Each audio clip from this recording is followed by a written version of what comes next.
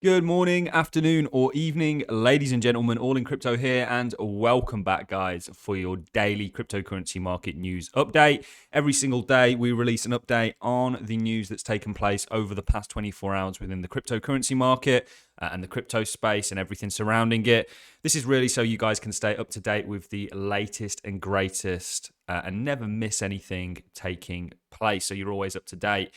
Before I start the video, guys, if I can ask you to do me a massive favor, leave me a like and a comment. It really helps get these videos out to people. That would be greatly appreciated. So without further ado, guys, we've got lots of news to cover. Let's start with some really interesting news, and it's to do with DAOs. LinksDAO likely to put in compelling offer to buy Scottish golf course.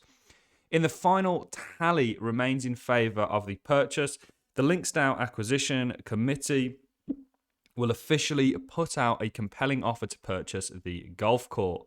The decentralized autonomous organization operate golf startup LinksDAO may soon put in an offer to purchase the newly marketed Spey Bay Golf Club in Scotland, worth around $900,000. LinksDAO, self-described as a global group of golf enthusiasts that is on a mission to build the world's greatest golf community, officially opened the proposal vote on February the 20th, which came after a few weeks of informal deliberation. It would be the DAO's first ever golf course purchase. Now, why the hell am I talking to you guys about a DAO that is essentially looking to facilitate golfing? Well, this is the future, guys. DAOs are going to be playing more and more of a role. These decentralized autonomous organization that are owned by the owners of the DAO tokens ran on the blockchain essentially is going to be, in my opinion, it's going to be playing more and more of a role in the future. And golf is just one weird and wonderful use case for this. But this is coming. This is very much the future. And I found this interesting news, and I hope you did also. Ethereum Shapella upgrade gets a new date, making way for unstaking ETH. The upgrade is only for the Shapella network, and the subsequent upgrade for the Giorli network would be introduced in March. So there's a big upgrade called the Shanghai upgrade coming in, I think it's the middle of March, which essentially is going to be when you're going to be able to unstake your Ethereum. Now, this is significant because they reckon there's around about 16.4 million Ethereum staked, which is to the tune of, I think, 26, 27. I may be way undershooting this $billion that may hit the market for the first time in over 2 years. Ethereum core development Tim Bieco announced the Shapella Shanghai/Capella upgrade is scheduled for February the 28th. The spell upgrade network will activate on the Speller network at epoch 56832. Shanghai and Capella are the names of the up-and-coming Ethereum hard fork. Shanghai is the name of the fork on the execution client side. A Capella is the upgrade name on the consensus layer side. So this has been moved forwards. This is all steps towards the Shanghai upgrade, which essentially is going to see a hell of a lot of Ethereum unlocked, and people who have maybe staked their Ethereum for 2 years and been collecting rewards will be able to access that in a kind of liquid, non-Lido way for the first time. So this is another step towards it. Certainly something I'm very excited about. I want to see how the market's going to react, and I think there's going to be quite a lot of volatility surrounding it. Again, the SEC is in the news. SEC's shadow crypto rule taking shape as enforcement cases mount. The US security regulator has now issued dozens of actions outlining how it defines a crypto security and which firms should be exchanges. But the industry is holding a pattern. US Securities and Exchange Commission, the SEC, Chair Gary Gensler thinks that crypto industry is playing a game with his agency. He said that companies are well aware of what they have to do to be to operate legally within the US, but they have decided not to do it. Some of them in open scorn of the regulators. The crypto industry pretending it doesn't know that the SEC, what the SEC wants, as the agency keeps illustrating in cases like the recent action against the Terra Luna ecosystem and its founder. And how long can that go on for? The law is pretty straightforward, Gensler said in a response to questions from CoinDesk last week. The ongoing insistence from the industry that the SEC is leaving crypto without clear rules is a false narrative, he said.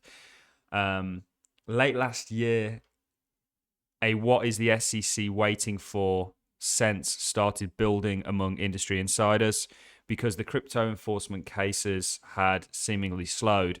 Many wondered whether the commission was waiting for the outcome in its key court case with Ripple before forging further into legal battles with crypto firms. But the SEC leapt out of the gates in 2023 with a series of actions and policies decisions with huge potential implications for digital assets.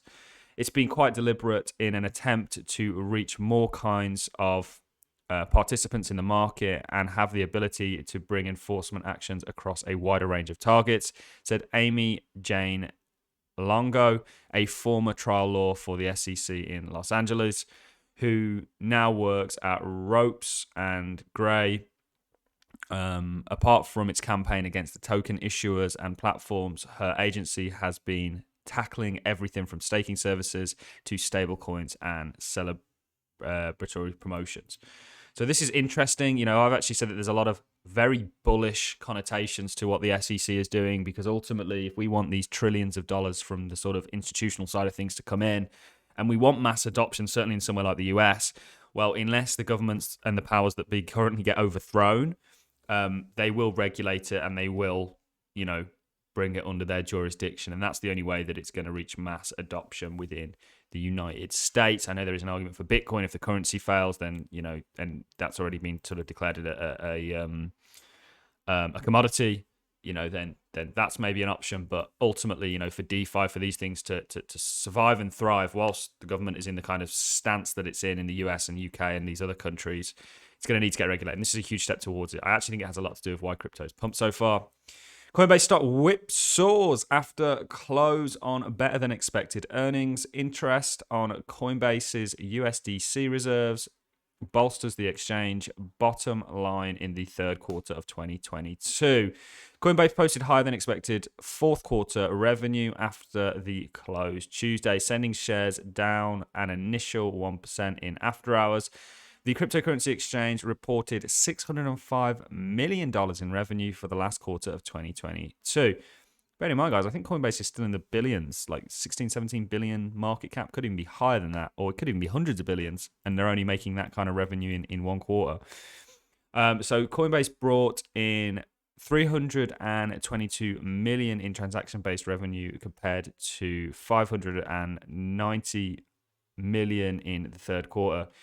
Coin shares were trading lower Tuesday before the earnings released after an explosive start to 2023, which put the stock more than 80% higher year to date. The rally was partially spurred by news that a proposed class action lawsuit against the exchange over unregistered securities was dropped. It goes on to talk about a number of other things. There was another article talking about how essentially Coinbase... this is an interesting one. Forget Coinbase. Banks may win in US crypto custody race. We'll go on to read this in just a second. But yeah, we'll see what happens. Coinbase are big issuers of USDC. USDC actually is also in the news involving MasterCard. MasterCard to allow crypto payments in Web3 via USDC. So this is certainly interesting. Beijing using Hong Kong as a crypto testing ground. Now, remember, we had Hong Kong come out and say they're going to start to allow regulated crypto trading, and there's lots of speculation that actually this is a kind of soft backing from China at large, which would be if China go on to allow crypto as an industry again, that would be absolutely huge and a mass pool of liquidity that would be unlocked. The use of crypto is banned in China itself, but Beijing officials have frequently engaged in friendly encounters at meetings in Hong Kong. Beijing is subtly supporting Hong Kong's ambition to become a digital asset hub and officially keeps tabs on developments in the special administrative region. Over the past few months, representatives from China's liaison office and others have regularly attended crypto meetups in the city in the past few months, Bloomberg reported Tuesday.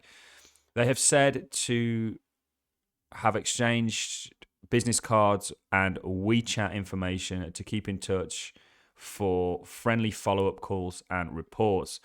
The liaison office meant to play a facilitatory role in economic integration with mainland China, didn't return Blockworks' request to comment on the measure. This toned down support that Beijing seems to be extending shows China might want to use Hong Kong as a testing ground for digital assets. Hong Kong in October mulled giving retail investors a suitable degree of access to virtual assets in a move that was expected to rebuild its image as a fintech hub. So this is certainly very interesting. You've got to remember Hong Kong competing with the likes of Dubai and Singapore, and they will indeed need to do this. This is interesting news because China, I mean, this is big news on the fact that they're allowing Hong Kong. Hong Kong's a big place. But if China at large, and I'm not sure I can see this happening, went back to allowing digital assets and the trading of them in a regulated manner, that would be insane for the cryptocurrency market. In fact, that would usher in the next bull market, by itself. So forget Coinbase. Banks may win US crypto custody race. Battle for custody. So in addition, it talks about in this edition of Bloomberg. Bloomberg's actually a great place to get news, by the way. Battle for custody. Crypto's been getting a pretty bad rap from the US regulators in recent weeks, with the Securities and Exchange Commission targeting the sector in a slew of enforcement actions and outlining proposed new rules for safeguarding digital assets. Unfortunately for the young upstarts who are trying to reinvent finance, it's the Wall Street old guard and their fintech friends that are likely to end up winners when it comes to custody. In the wake of FTX collapse, the industry is learning some hard lessons. Namely, it's no longer good enough just to say that you're segregating clients' assets from exchanged funds, or that your books are getting regular, independent audited. You have to be able to file the paperwork to prove it. That's what the SEC is now asking of any US firm to custody crypto. A chair, Gary Gensler, seeks to close the gap between a digital Wild West and Wall Street. Yeah, absolutely. Gary Gensler works for Wall Street. I mean, he works for the SEC, but really he works for Wall Street. And those big players in Wall Street that are licking their lips at everything going on right now, and would have probably liked a lot more of a downside with the FTX contagion. So a new inning for digital asset class. The need for institutions to deploy capital at scale is essential for the era of the crypto industry, absolutely, and it's largely dependent on regulations. It's no secret that the past few years of the digital asset class have been ripe with hype and speculation, but amid all the noise, the burgeoning technology branched into new industries with profound real-world applications. And according to Michael Lau, Senior Vice President at Global Head of Sales of Bullish, this underlying momentum is carrying the industry into new innings.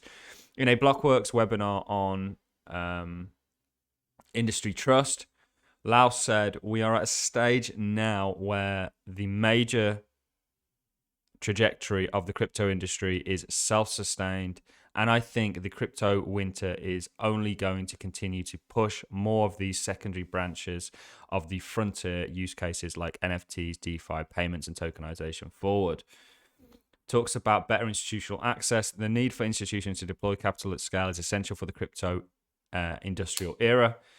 It greases the wheel of these new projects, helping them find their place in the market. The fractured liquidity across exchanges makes it difficult for institutions to invest.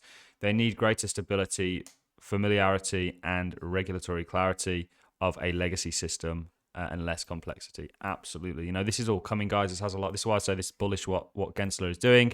Last little bit of news, guys, and then we're going to wrap it up.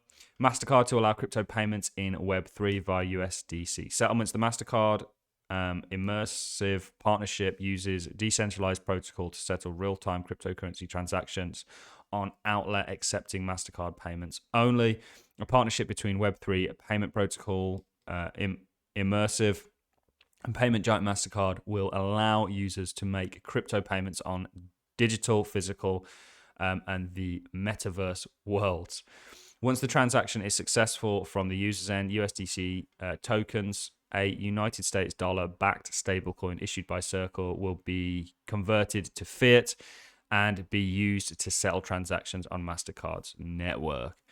So this is interesting because surely it's not Ethereum that has the highest volume at this point. Surely I'd like to see who transacts the highest volume of USDC, because they'll obviously be a preferred choice, I think. Probably cheapness and speed will be on there.